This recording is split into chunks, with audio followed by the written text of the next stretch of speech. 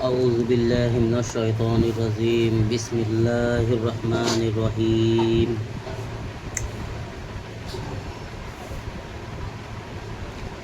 মুসনাদে আহমদ শরীফের হাদিস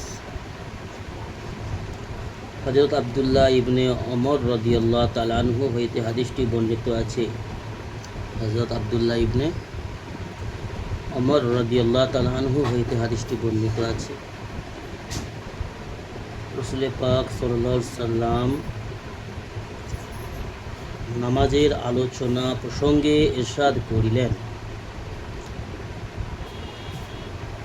নবী করিম সাল্লাল্লাহু আলাইহি ওয়াসাল্লাম একদিন নামাজের আলোচনা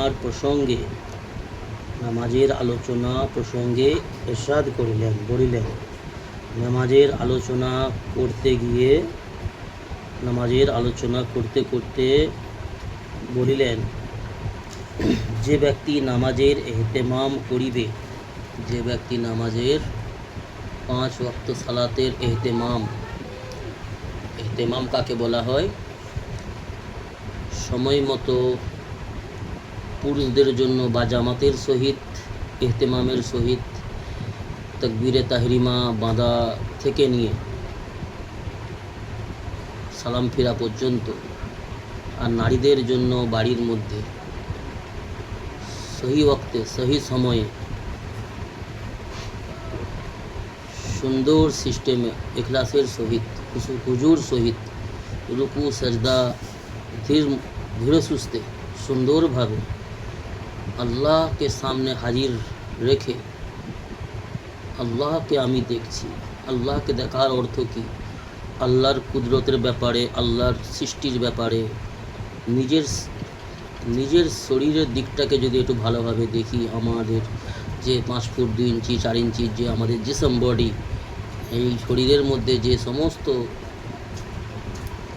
সুন্দর সুন্দর জিনিসগুলোকে আল্লাহ সুন্দরভাবে সৃষ্টি করে সাজিয়েছে, সঠিক জায়গায় সঠিকভাবে ফিট করেছে আল্লাহ সুবহানাহু ওয়া তাআলা, এবং যেইভাবে সমস্ত জিনিসগুলোকে পরিচালনা করছে আল্লাহ সুবহানাহু ওয়া তাআলা, এই বিষয়গুলোকে বা আল্লাহর সমস্ত সৃষ্টি, আসমান জমিন চন্দ্র সূর্য নক্ষত্র গাছপালা পশু পাখি বিভিন্ন জীবজন্তু ইত্যাদিকে যদি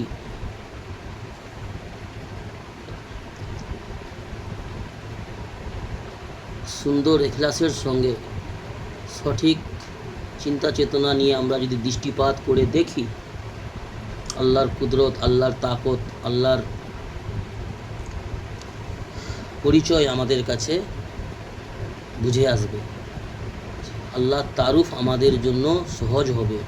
আল্লাহকে চেনা, আল্লাহকে জানা, আল্লাহর আজমত, আল্লাহর রুবুবিয়ত, আল্লাহর ওহদানিয়ত, আল্লাহর মুহাব্বত আমাদের অন্তরে বসবে, আর আমরা আল্লাহকে অনুভব করতে পারবো, এবং আমরা কিছুটা আল্লাহ পাকের আজমত বা আল্লাহ পাক আছে এই চিন্তা চেতনা আমাদের ব্রেনে আসবে।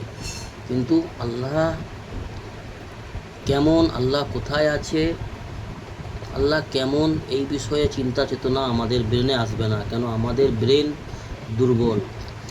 আমরা আমাদের দেখা, চিন্তা ভাবনা করা, আমাদের কথা বলা, আমাদের চলা ফেরা, শোনা সমস্ত হচ্ছে আমাদের দুর্বল, নাকিস। তো আল্লাহ সুবহানাহু ওয়া তাআলা কেমন, এই বিষয়ে আমাদের চিন্তা ভাবনা করতে গেলে আমাদের ব্রেনে ক্ষতি হবে, আমরা বিপদগ্রস্ত হতে পারি।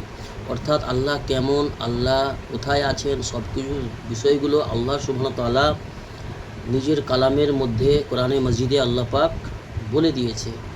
যতটা আল্লাহ সুবহানাহু ওয়া তাআলা বলেছে কোরআনে মজিদের মধ্যে, যতটা রাসূলুল্লাহ সাল্লাল্লাহু আলাইহি ওয়াসাল্লাম বলেছেন হাদিসের মধ্যে, ততটাকেই বুঝা এবং ততটাকেই মেনে চলার চেষ্টা করাই হচ্ছে একটা নেক মুমিন মুসলমানের পরিচয়, কর্তব্য। তার বেশি গিয়ে যখন চিন্তা ভাবনা করবে, তখন শয়তান আমাদেরকে ভটকে দেবে, শয়তান আমাদেরকে বিভ্রান্ত করে দেবে, শয়তান আমাদেরকে পথভ্রষ্ট করে দেবে। তার কারণ আমাদের সমস্ত বিষয়, ব্রেন, চিন্তা চেতনা, দৃষ্টি সব কিছুই হচ্ছে দুর্বল। অর্থাৎ আমাদেরকে শয়তান বিভিন্ন রকমভাবে ধোঁকায় ফেলে আমাদেরকে পথভ্রষ্ট করে দেবে, গুমরাহ করে দেবে। অর্থাৎ আল্লাহ সুবহানাহু ওয়া তাআলা বলেছেন, আল্লাহ কোথায় থাকেন?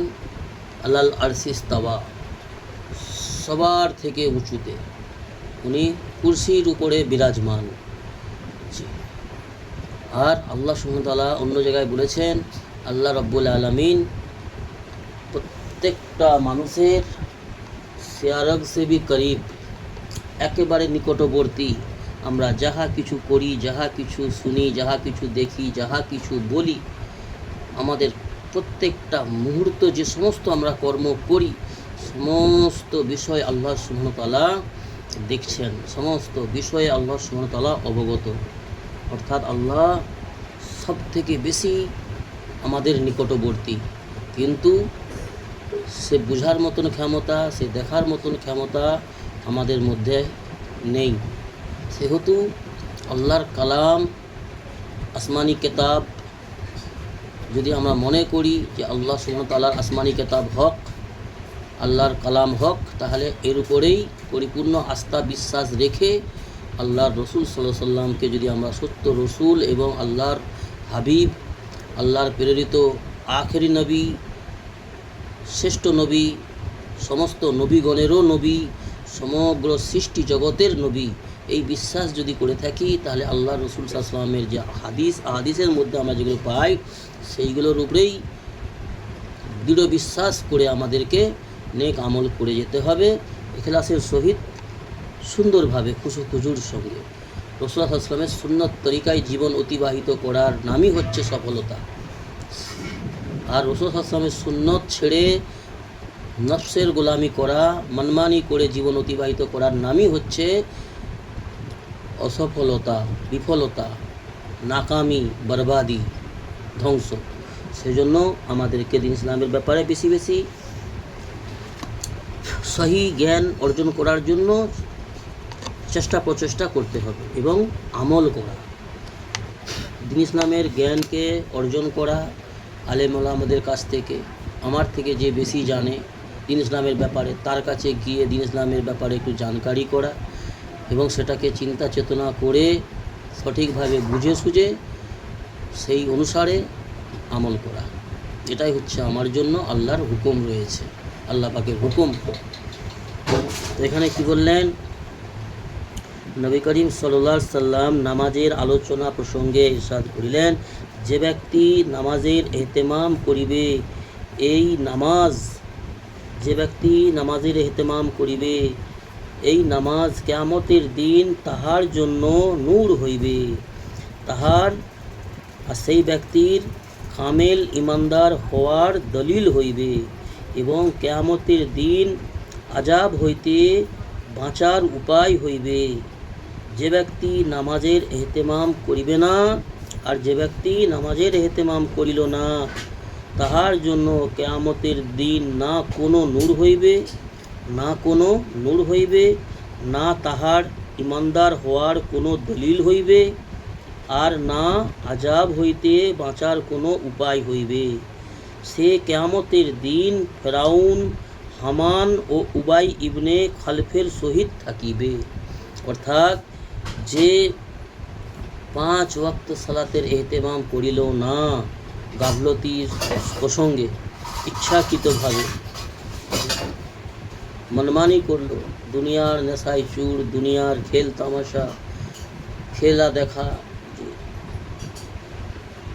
দুনিয়ার অর্থের পিছনে ছুটে ছুটে পাগল হয়ে যাওয়া, আল্লাহর হুকুমগুলোকে হেলায় ঢেলায় ছেড়ে দেওয়া, রাসূলুল্লাহ সাল্লাল্লাহু আলাইহি ওয়াসাল্লামের সুন্নতকে গুরুত্ব না দেওয়া, মনমানি করে জীবন অতিবাহিত করা, তো কত ক্ষতি।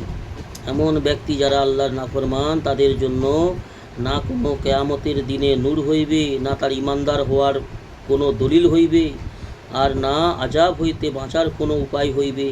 কিয়ামতের দিন ফেরাউন, হামান ও উবাই ইবনে খলফের সহিত হাসর হইবে। অর্থাৎ বড় বড় যে সমস্ত নাফরমানরা দুনিয়া থেকে আল্লাহকে নারাজ করে জাহান্নামের কীট হয়ে গেছে, যাদের উপরে আল্লাহ পাক অসন্তুষ্ট হয়েছে, সেই ব্যক্তিদের সঙ্গে এই ব্যক্তির হাসর হবে। যে ব্যক্তি নামাজ, আল্লাহর হুকুমকে অমান্য করে শয়তানের গোলামি করে, নফসের গোলামি করে, অর্থর নেশাতে, অর্থর লোভেতে, দুনিয়ার অর্থ সম্পদ উপার্জন করার জন্য আল্লাহকে নারাজ করে, ইসলামের বিধানকে ছেড়ে, মুহাম্মদ সাল্লাল্লাহু আলাইহি ওয়াসাল্লামের সুন্নতকে ছেড়ে মনমানি করে মূল্যবান সময় জীবনকে অতিবাহিত করে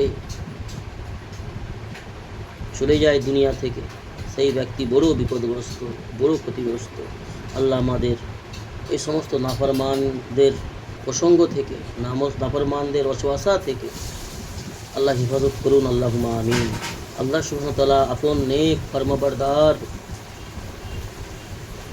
সুন্দর আখলাকওয়ালা বান্দা বান্দীদের সঙ্গে হাসর হওয়ার তৌফিক দান করুন এবং নেক প্রসঙ্গ দান করুন, নেক লোকেদের মতন চরিত্র, গুণ, আমল, আখলাক বানানোর তৌফিক দান করুন, আল্লাহুম্মা আমিন। সুবহানাল্লাহি ওয়া বিহামদিহি, সুবহানাল্লাহ।